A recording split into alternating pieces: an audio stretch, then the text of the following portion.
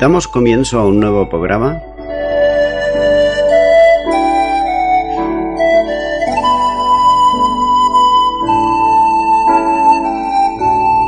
Servidores de Dios.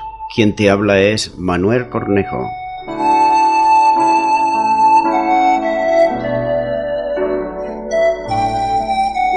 Este es un programa que está respaldado por la Iglesia Evangélica Misión Evangélica de Cataluña.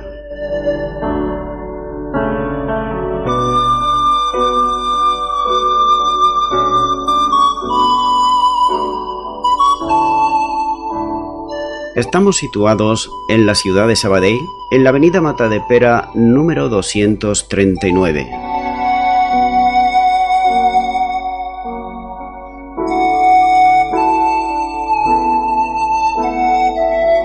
Antes de dar introducción a la palabra de Dios, estaremos poniendo una alabanza.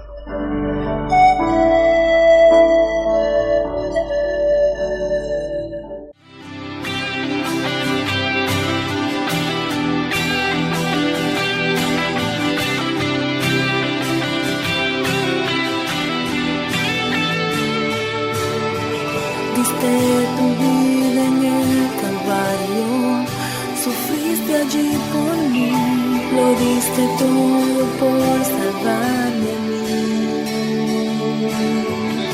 Tú padeciste en mi lugar, siempre yo te voy a amar, tu sangre diste por amor a mí. No sé cómo pagar lo que por mí, te doy mi corazón a ti.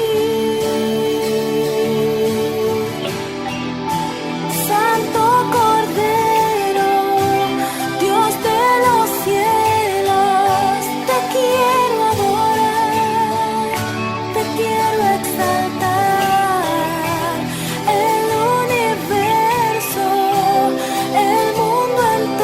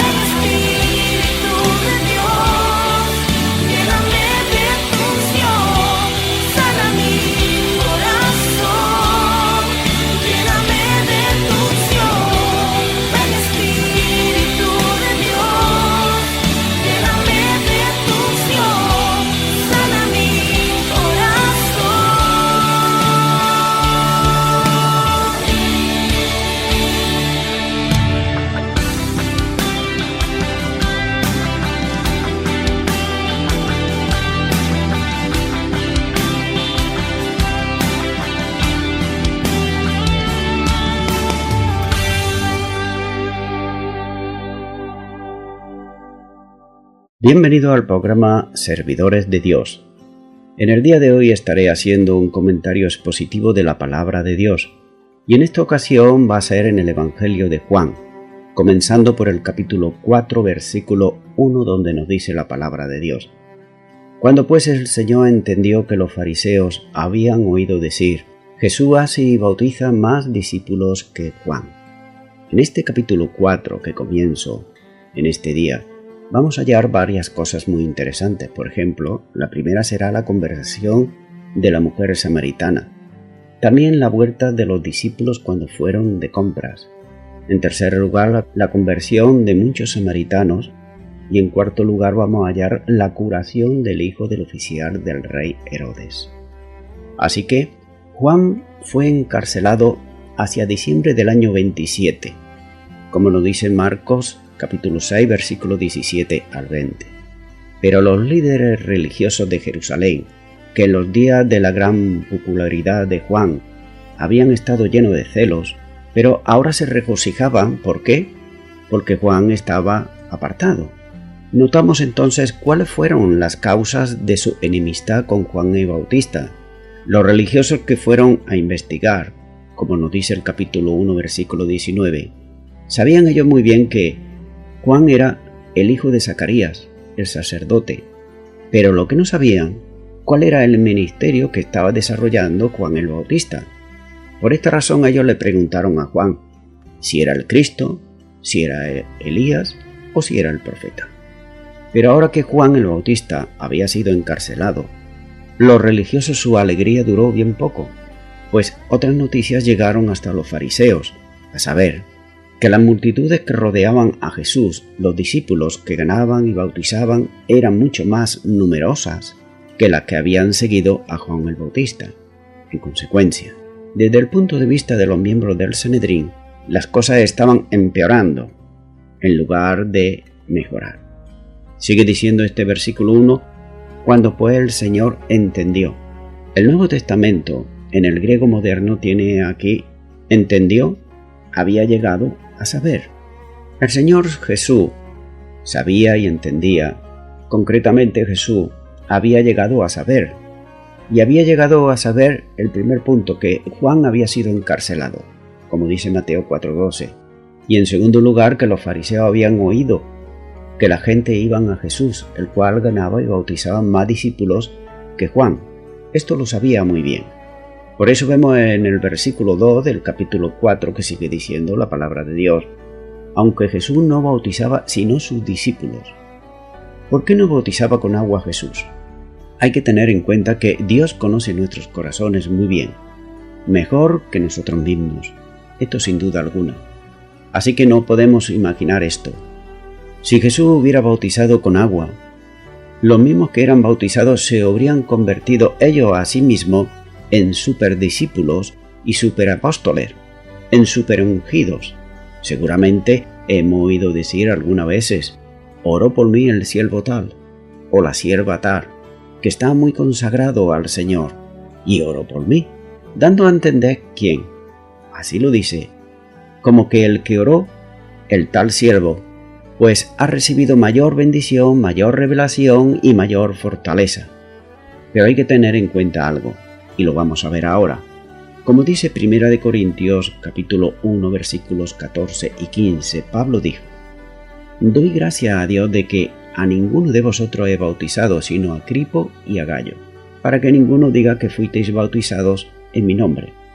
Es decir, que Pablo ya se las venía a venir todo esto de que si él bautizaba a uno, a otro o a muchos, iban a decir, a mí me bautizó Pablo, y como que me bautizó Pablo, con eso ya tengo bastante, ya tengo suficiente, ya soy el superungido. Nótese esto. Supongamos por un momento que orase por mí, no voy a poner a otra persona, que orase por mí Abraham, el padre de los creyentes, o tal vez Moisés, o Pedro, o Pablo, que orase por mí por cualquier cosa o por cualquier motivo. Pero si yo no tengo disposición en el corazón, Dios nunca obrará. Prueba de ello es que en la ciudad de Capernaum no sirvieron de mucho los milagros que Jesús hizo, ya que no tenían un corazón dispuesto. como vemos en Mateo, capítulo 11, versículo 23, donde dice: «Y tú, Capernaum, que eres levantada hasta el cielo, hasta el Hades será abatida, porque si en Sodoma se hubiera hecho los milagros que ha sido hecho en ti, habría permanecido hasta el día de hoy». También hay otra ciudad a la cual el Señor Jesús se refirió, que es Jerusalén. Jerusalén no escuchó los profetas y no quería humillarse al Señor bajo sus alas protectoras. Cuando nos dice en Mateo 23, versículo 37, el Señor Jesús está diciendo: «Jerusalén, Jerusalén, que matas a los profetas y apedreas a los que te son enviados. ¿Cuántas veces quise juntar a tus hijos como la gallina junta sus polluelos debajo de las alas y no quisiste?» Nótese, Jerusalén no quiso escuchar la voz del Señor. Capernaum, aún viendo, no creyó en el Señor. Y era la misma presencia del Señor la que estaba allí. Como dije antes, de nada sirve que ore por nosotros, como se suele decir, un gran siervo del Señor, si nosotros no disponemos nuestro corazón. Puede orar un hermano de la iglesia, el que sea, por nosotros, por cualquier circunstancia, pero si nosotros disponemos nuestro corazón, ten por seguro que el Señor obrará en nuestras vidas. Continúo ahora con el versículo 3, donde dice: «Salió de Judea y se fue otra vez a Galilea». Jesús decide salir de Judea. ¿Por qué? Porque se daba perfecta cuenta de que su gran popularidad en la región de Judea despertaría tan intenso resentimiento en los líderes religiosos, concretamente en los fariseos de aquella provincia meridional, que, en el curso natural de los acontecimientos, se llegaría a una crisis prematura. Es decir, que los acontecimientos se iban a adelantar. Ahora bien, el Señor sabía que para cada acontecimiento de su vida había un momento determinado por el decreto de Dios. Además sabía que la hora apropiada de su muerte aún todavía no había llegado, como nos dice Juan capítulo 8 y versículo 20. Estas palabras habló Jesús en el lugar de las ofrendas, enseñando en el templo, y nadie le prendió, porque aún no había llegado su hora. Él daría también, el Señor Jesús, su vida, tan pronto como llegara su momento, pero nunca antes. Juan capítulo 10, versículo 18 dice: «Nadie me la quita, sino que yo de mí mismo la pongo. Tengo poder para ponerla y tengo poder para volverla a tomar. Este mandamiento recibí de mi Padre». De manera que lo haría entonces, pero no antes. Por consiguiente, tenía que salir de Judea, como nos dice este versículo 3. Y ahora nos sigue diciendo el versículo 4: «Y le era necesario pasar por Samaria».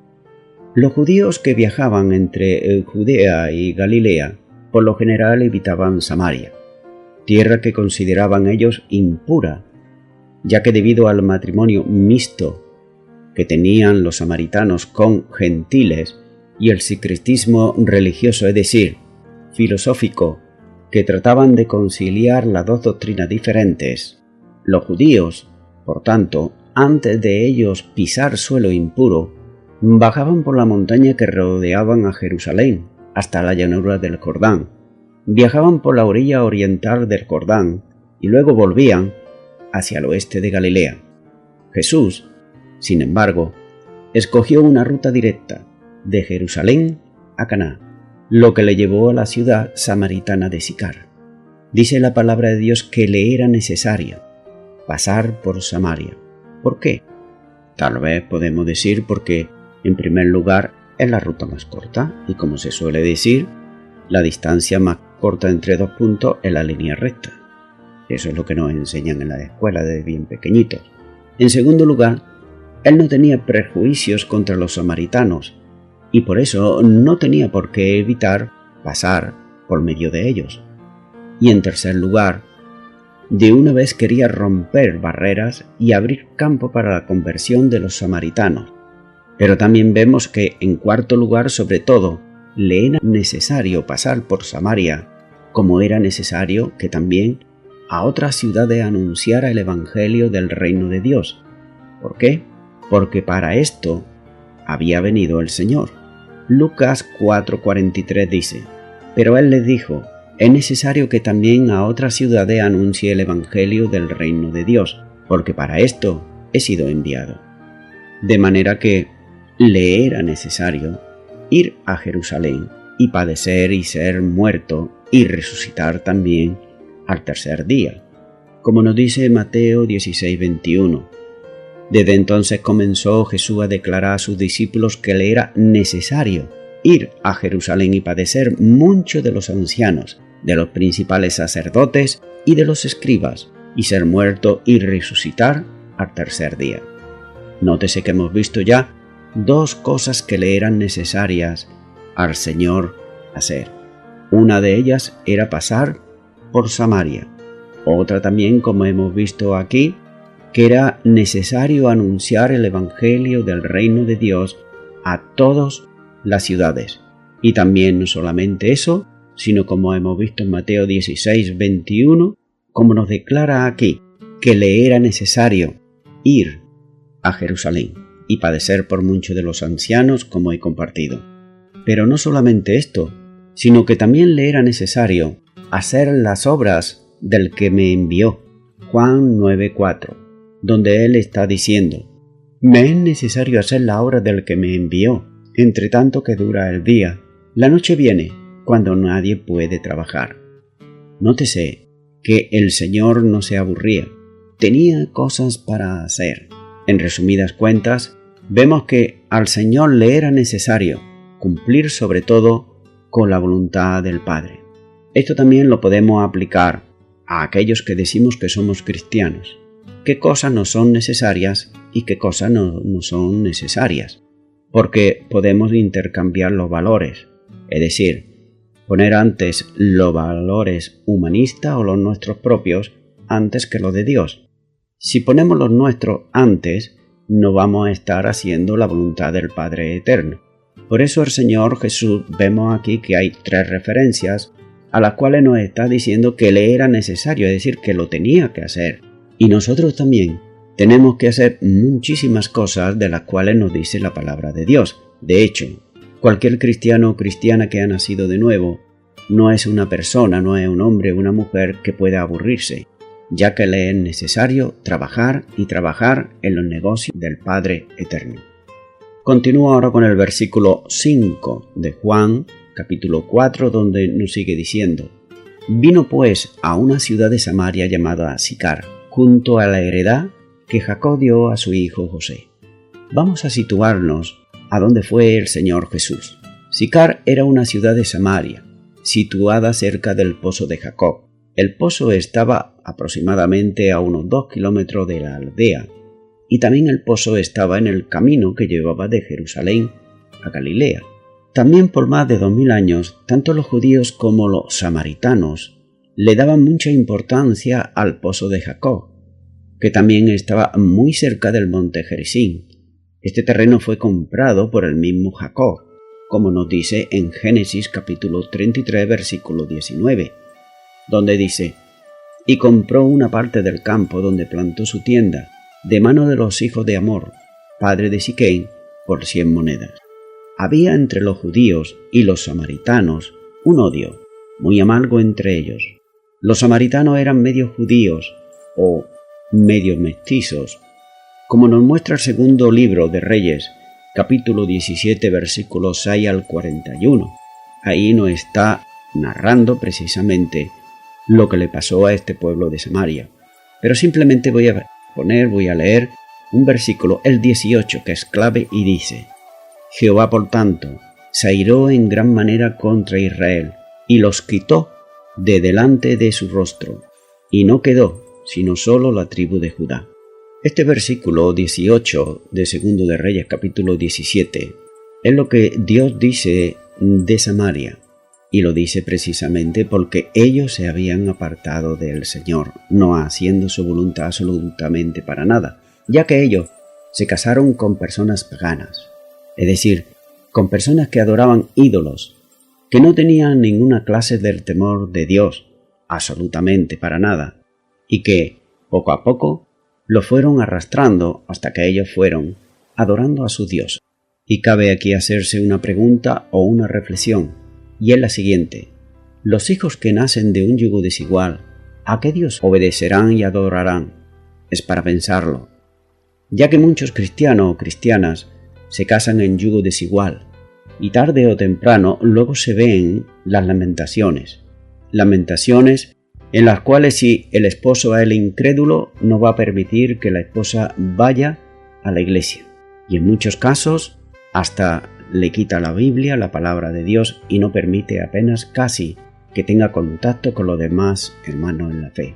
Si es la esposa la que es inconversa, pues va a tratar de amargarle la vida todo lo que pueda para que ese hombre que es su marido no vaya a la iglesia, no adore a Dios, no se congregue.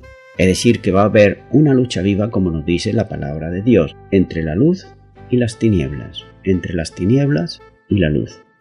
Esto le estaba sucediendo, y ya de hecho los samaritanos, pues ya ellos ya se habían casado con personas, tanto hombres como mujeres, que, como he dicho, eran idólatras, que no tenían temor absolutamente de Dios para nada. Por tanto, todos sabemos la historia de Israel y que ellos fueron llevados cautivos a Babilonia, y sabemos que los samaritanos, precisamente, ellos cuando fueron deportados de nuevo a Samaria, esto hizo que los judíos ortodoxos lo aborrecieran por su práctica aún más todavía, porque ya no vieron en ellos, estando en la cautividad, ningún indicio de arrepentimiento, sino todo lo contrario.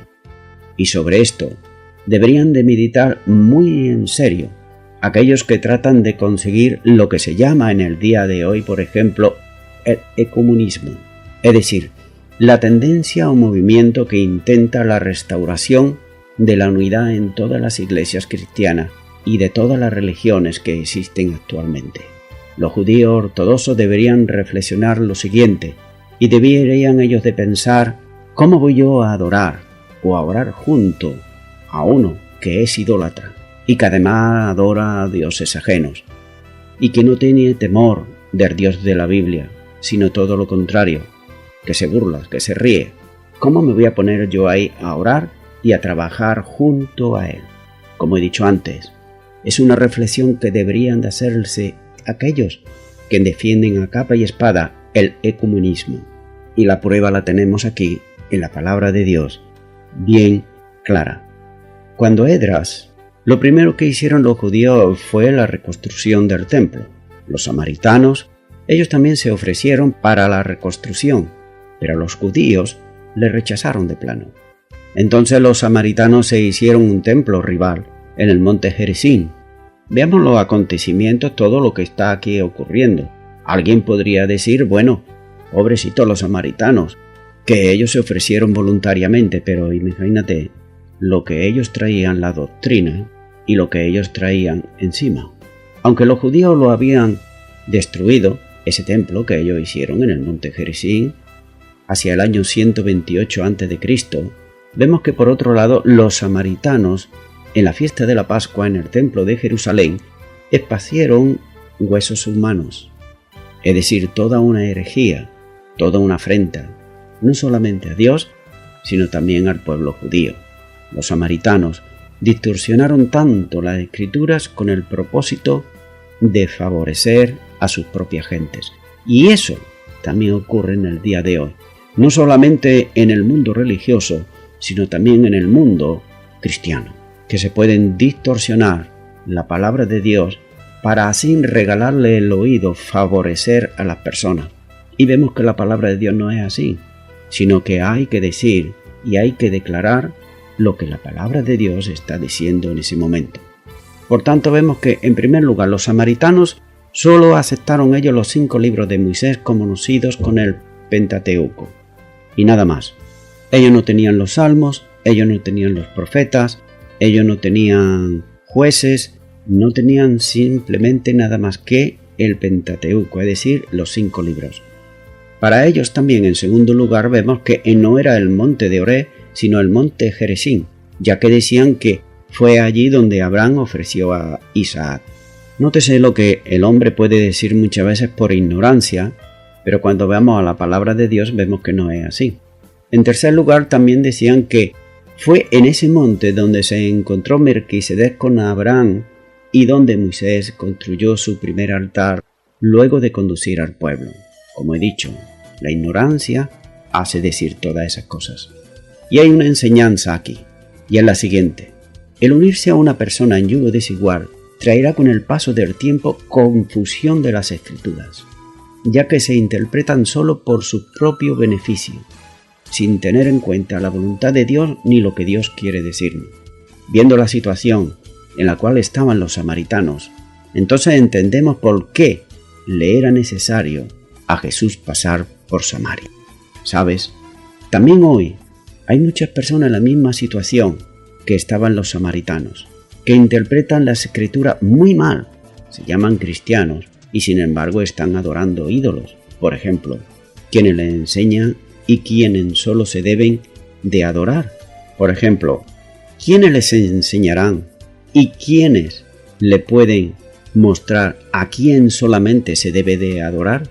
Si la iglesia del Señor Jesús no tiene esa necesidad de ir, proclamar el Evangelio y enseñar, es que solamente tiene nombre y nada más que nombre, ya que otros lo van a hacer y no van a perder el tiempo, como van a ser los ruselistas, los romanos, el Islam, los mormones, las sectas, las religiones de Oriente, la filosofía humanas y un largo etcétera.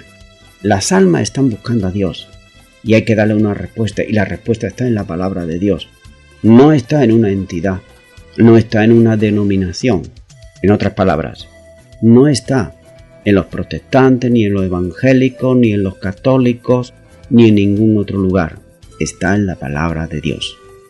Continúo ahora con el versículo 6 de este capítulo 4, donde nos sigue diciendo la palabra de Dios. Y estaba allí el pozo de Jacob. Entonces Jesús, cansado del camino, se sentó así junto al pozo. Era como la hora sexta. En esta parcela, que en otro tiempo había pertenecido a Jacob, y no lejos de donde estaba enterrado José, Jesús se detuvo para descansar un tiempo ahí. El lugar era ideal para hacerlo, pues allí era el pozo de Jacob. Era el manantial de Jacob, como también se dice en las Escrituras. Los judíos y los samaritanos, los musulmanes y los cristianos están de acuerdo en relacionar esta fuente con el patriarca Jacob, ya que no existe ninguna razón para dudar de esta tradición, es decir, que verdaderamente era el pozo de Jacob, y todos estamos ahí de acuerdo. Al principio del Evangelio de Juan, él se preocupa por mostrar la deidad del Señor Jesús. Capítulo 1, capítulo 2, ahí lo estamos viendo. Pero ahora también muestra el lado humano de Jesús. Va a mostrar sus limitaciones, sus emociones, y va a mostrar su humanidad. Por ejemplo, Juan 4:6, como acabo de leer, dice: estaba cansado del camino y se sentó. También vemos en Juan 1:14 que dice que el verbo, es decir, el verbo de Dios, fue hecho carne. Ahí vemos su humanidad. También en Juan 11, versículo 33 y 35 nos declara que no era impasible al sufrimiento y que él lloró en la tumba de Lázaro. Juan 11:38 vemos que él estaba profundamente conmovido. Vemos su humanidad. Juan 12:27 vemos ahí que dice que estaba intranquilo. Juan 13:21 dice que se conmovió en el espíritu. Y por último, Juan 19:28 dijo que tenía sed. Como he dicho, nótese que Jesús nunca realizó un milagro para satisfacer sus necesidades, ni para mitigar su malestar por el cansancio, la sed o el hambre. Aunque sabemos que el diablo lo tentó para ello, pero el Señor Jesús no cedió a la tentación. En este capítulo no solo veremos la humanidad de Jesús, sino también su deidad omnisciente, a declararle a la mujer samaritana aquello que ella guardaba en su corazón en lo más secreto. Juan hace también mención a la hora que se sentó Jesús. Dice que era la hora sexta. Los judíos dividían las horas del día desde las 6 de la mañana hasta las 6 de la tarde. Por tanto, la hora sexta era el mediodía aproximadamente. El pozo de Jacob representaba el antiguo manantial, el viejo manantial, el Antiguo Testamento, donde el hombre solo podía saciar la fe física. Pero Jesús representa el Nuevo Testamento, donde el hombre puede saciar su sed espiritual. De manera que al sentarse Jesús junto al pozo de Jacob, ocupa permanentemente en el Evangelio el lugar de lo antiguo y sigue esperando que vengan a él los marginados, los aborrecidos, los que están en dudas, los necesitados para darle del agua de la vida que necesitan para tener esa salvación y esa vida eterna. Continúo ahora con el versículo 7 de Juan capítulo 4, donde dice: vino una mujer de Samaria a sacar agua, y Jesús le dijo: dame de beber. Anteriormente mencioné que las personas de la aldea iban a buscar el agua un poco antes del anochecer. Entonces cabe hacerse una reflexión. ¿Por qué vino esta mujer al mediodía? Las mujeres solían hacer esta labor en la frescura de la noche, tal como nos dice en Génesis capítulo 24 versículo 11, donde dice: e hizo arrodillar los camellos fuera de la ciudad, junto a un pozo de agua, a la hora de la tarde, en la hora en que salen las doncellas por agua. Pero esta mujer vemos que vino en pleno día, al mediodía, tal vez porque deseaba evitar la vergüenza pública. Además, también era inusual que anduviera una distancia tan larga hasta este pozo. Recuerda que te dije aproximadamente 2 kilómetros que había, cuando parece ser que había otras fuentes de agua cercanas a su ciudad. Dice que en la aldea había agua, y tal vez las mujeres de la aldea de Sicar tenían a esta mujer como marginada, apartada, cuidado, que nadie la mire, que nadie hable con ella. ¿Debido a qué?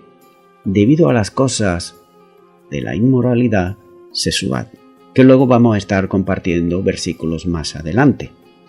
Note que esta mujer no se menciona el nombre de ella, por tanto es representativo también de Samaria. El Señor Jesús le dice: dame de beber. Esto para cualquier rabino sería alucinante. Sería demasiado, ya ha ido demasiado lejos, ya que tenían prohibido los rabinos, y concretamente los fariseos, hablar en público con cualquier mujer, incluyendo la propia suya y tal vez sus propias hijas. No podían hablar en público, en casa sí, pero fuera no. Ahora bien, había dos hechos. Jesús tenía sed y el otro no tenía nada para sacar el agua. Si nosotros reflexionamos, nos daremos cuenta que nada pasa por casualidad. A Jesús dice que le era necesario pasar por Samaria para encontrarse con una persona marginada por sus actos inmorales, como vamos a ver. Samaria estaba también marginada por los judíos, pero no por sus actos inmorales, por sus actos espirituales. El Señor Jesús le dice: dame de beber. La petición sencilla del Señor fue una ruptura impresionante a esa cultura dada a las costumbres de la época. Los hombres no hablaban en público con las mujeres, como he dicho. Y lo más importante de toda la situación, los judíos no acostumbraban a tener nada que ver con los samaritanos, es decir, que no entablaban ninguna conversación y mucho menos lo iban a iniciar ellos. Las costumbres, las tradiciones, aún en el día de hoy hay etnias, es decir, la etnia es una comunidad humana definida por afinaciones raciales, lingüísticas, culturales, etc., que no está permitido o bien visto que el hombre se dirija a una mujer. Eso lo está hoy, incluso aquí en España, no hay que irse muy lejos. No se puede dirigir un hombre a una mujer a preguntarle, por ejemplo: oye, dime dónde está esta calle, o por favor, ¿tiene hora? Una pregunta de esta simple, y mucho menos si pertenece a otra creencia espiritual, ya no se dirigen a ellos. De manera que vemos aquí que Jesús, al dirigirse a la mujer samaritana, estaba rompiendo toda tradición de hombres. esas tradiciones que a los hombres nos gusta tanto y tanto poner. Pues el Señor la estaba aquí rompiendo. Voy concluyendo ya con esto. Dice la palabra de Dios, como acabo de leer, que le era necesario a Jesús pasar por Samaria. Y le era necesario, ya que tanto esta mujer era señalada y aborrecida por las demás mujeres. Por otro lado, los samaritanos llevaban muchos años apartados de Dios. Eran ellos los que se habían apartado de Dios, aunque ellos pensaban, sin embargo, que estaban bien delante de Dios. El resultado era que estaban siendo marginados por sus propios hermanos judíos, y tanto la mujer como el resto de los samaritanos, ellos tenían la necesidad de tener un encuentro con Jesucristo, el Hijo de Dios. Nótese que no fueron ellos los que fueron a buscar a Jesucristo, sino que fue Jesucristo el que fue a buscar a la mujer samaritana y al resto de los samaritanos. Mi amigo y mi amiga que me está escuchando, no basta con creer lo que tú eres. Lo importante es lo que Dios dice que tú eres. Y Dios dice lo que tú eres cuando tú andas conforme a la fe bíblica, no a la fe que te han enseñado hombres. Fíjate que los samaritanos, ellos pensaban que eran los verdaderos, pensaban que solamente ellos hacían la voluntad de Dios, que solamente los 5 libros de Moisés con eso tenían suficiente, el resto no lo querían. Sin embargo, ellos debían de tener primeramente un encuentro con Jesucristo. Y es que nadie puede agradar a Dios si primero no tiene un encuentro con su Hijo. Por tanto, permíteme que te haga una pregunta, amigo y amiga que me estás escuchando. ¿Has tenido tú personalmente un encuentro con Jesucristo, el Hijo de Dios? Si aún no lo has tenido, ahora puedes tenerlo. Solo tienes que creer en su obra redentora y en que dispongas tu corazón para recibirle a Él como Señor y Salvador. Si es así, yo puedo ayudarte en una oración muy fácil, muy sencilla. Solo tienes que repetir conmigo, ahora, en este momento, y decir: Señor Jesús, te pido perdón por todos mis pecados. Nunca he tenido un encuentro contigo. Eres tú el que me has hablado a través de tu palabra. Eres tú el que te acerca a mí. Por tanto, yo te abro mi corazón y te recibo como mi Señor y Salvador. Y te entrego todo mi ser, desde ahora y siempre, en el nombre de Jesús. Amén. Amigo y amiga, si tú has hecho esta oración de todo tu corazón, yo te aseguro que tú has tenido un encuentro con el Señor Jesús. Quizás los que no han hecho la oración podrán decir: yo no lo he visto. No se trata de ver, se trata de creer y sentirlo en tu corazón. De manera que lo que tú has pensado hasta ahora que tú eras, debes de leer la palabra de Dios para que entiendas lo que Dios dice que tú eres ahora. Si tú has hecho esta oración de fe, tú eres un hijo, una hija de Dios. Porque este mismo Evangelio de Juan, capítulo 1, versículo 12, que a todos los que le recibieron, a los que creen en su nombre, le dio la potestad de ser hecho hijo de Dios. Por tanto, tú ahora debes de caminar con el Señor. Debes de leer, estudiar la palabra de Dios. Debes de orar a Dios cada día en el nombre del Señor Jesús. Sería muy bueno que pudieras congregarte en una iglesia cristiana evangélica, donde se predique, se enseñe la sana doctrina, la palabra de Dios. Que lo que ellos están predicando, que lo que ellos están enseñando, está de acuerdo con lo que ellos están viviendo día tras día. Congrégate ahí, te aceptarán y podrás crecer espiritualmente y con el tiempo podrás servir al Señor Jesucristo. Y a toda la audiencia, nuevamente me estoy despidiendo de todos ustedes y será Dios mediante, si así Dios lo permite, hasta el próximo programa. Que Dios os bendiga a todos.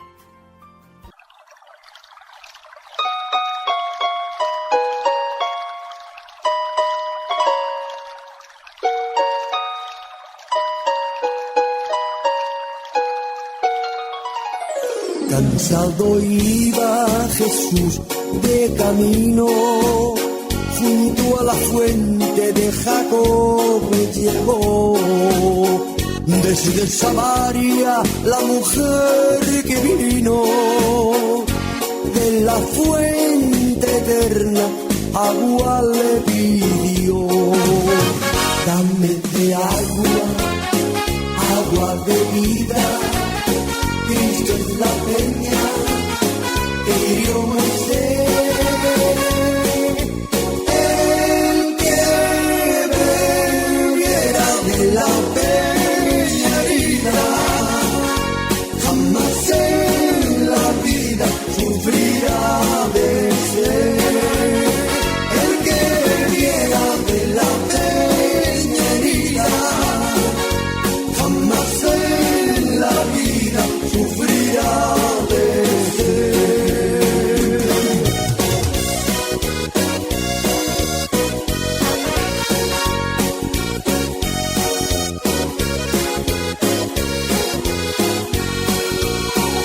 Samaritana, las aguas amargas por tus pecados debías de tomar, pero por gracia y para vida eterna fluye en Cristo río, agua y manantial. Dame de agua, agua de vida,